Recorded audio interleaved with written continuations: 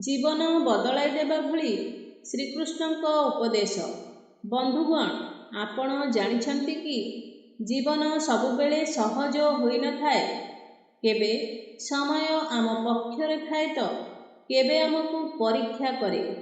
ଯଦି ଆଜି ଆପଣ ନିଜକୁ ଏକା ଅନୁଭବ କରୁଛନ୍ତି, ଯଦି ଲାଗୁଛି କି ଦୁନିଆ ଆପଣଙ୍କୁ ଅଣଦେଖା କରୁଛି, ତେବେ ମନେ ରଖନ୍ତୁ, ଶ୍ରୀକୃଷ୍ଣ କହିଛନ୍ତି, ଯିଏ ଖରାପ ସମୟରେ ଭାଙ୍ଗି ପଡ଼େନି, ସେଇ ମଣିଷ ହିଁ ଇତିହାସ ରଚେ।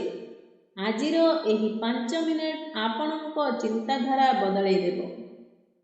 ଜୀବନର ସବୁଠୁ ବଡ଼ ଶିକ୍ଷା କୌଣସି ବହି ଦେଇନଥାଏ, ବରଂ ଲୋକଙ୍କ ବ୍ୟବହାର ଦେଇଥାଏ। ଯେତେବେଳେ ଆପଣ ସଚୋଟ ହେବାକୁ ଚେଷ୍ଟା କରିବେ, ଆପଣଙ୍କୁ ବୁଝିବା ଲୋକ କମ୍ ମିଳିବେ। କିନ୍ତୁ ଭୟ କରନ୍ତୁ ନାହିଁ, କାରଣ ସତ୍ୟର ପଥ ସବୁବେଳେ ଖାଲି ଥାଏ। ଭିଡ଼ ତ କେବଳ ସହଜ ରାସ୍ତାରେ ହୁଏ। ମନେ ରଖନ୍ତୁ, ଗଛ ଯେତେ ବଡ଼ ହୁଏ, ତାର ମୂଳ ସେତେ ଗଭୀରକୁ ଯାଏ। ସେହିପରି ମଣିଷ ଯେତେ ଦୁଃଖ ଦେଖେ, ସେ ଭିତରୁ ସେତେ ଶକ୍ତିଶାଳୀ ହୁଏ। ଆଜି ଯେଉଁମାନେ ଆପଣଙ୍କୁ ଅଣଦେଖା କରୁଛନ୍ତି, ସେମାନେ କାଲି ଆପଣଙ୍କ ସଫଳତା ଦେଖି ଆଶ୍ଚର୍ଯ୍ୟ ହେବେ। ଆପଣଙ୍କୁ ଆଜି ଚୁପ୍ ରହି କେବଳ ପରିଶ୍ରମ କରିବାକୁ ପଡ଼ିବ, କାହାକୁ କିଛି ପ୍ରମାଣ କରିବା ପାଇଁ ନୁହେଁ, ବରଂ ନିଜକୁ ନିଜେ ଦେଖାଇ ଦେବା ପାଇଁ ଯେ ଆପଣ କେତେ ଶକ୍ତିଶାଳୀ।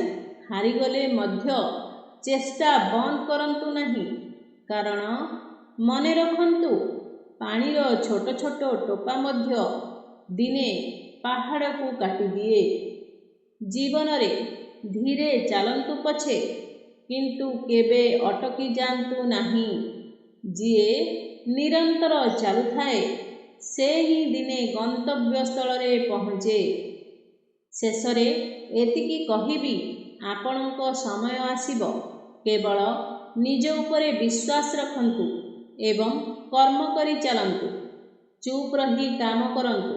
ଆପଣଙ୍କ ସଫଳତା ଦିନେ ସାରା ଦୁନିଆରେ ଶବ୍ଦ କରିବ।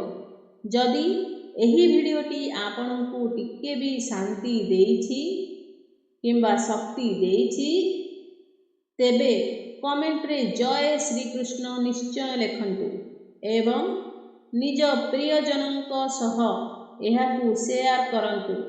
ଦେଖା ହେବ ଆଉ ଏକ ନୂତନ ପ୍ରେରଣାଦାୟୀ ଭିଡ଼ିଓରେ। ଧନ୍ୟବାଦ। ଜୟ ଶ୍ରୀକୃଷ୍ଣ।